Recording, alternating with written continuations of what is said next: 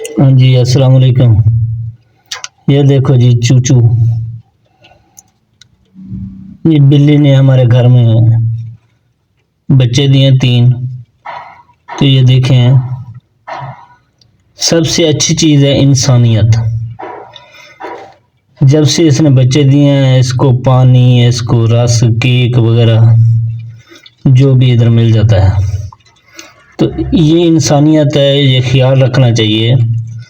कोई भी जानवर आपके घर में आ जाए, मतलब इसी तरह के मैं देखता हूँ कहीं बिल्ली वगैरह बच्चे दे दे तो वो या तो भूख से मर जाते हैं या तो उसको वैसे मार दिया जाता है।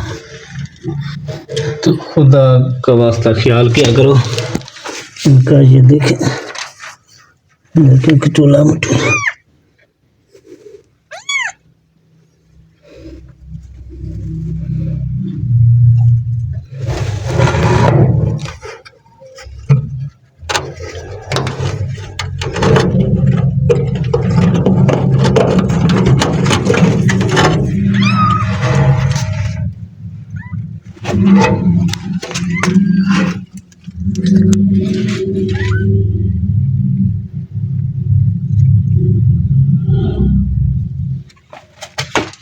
प्यारे हैं, छोटे छोटे छोटे।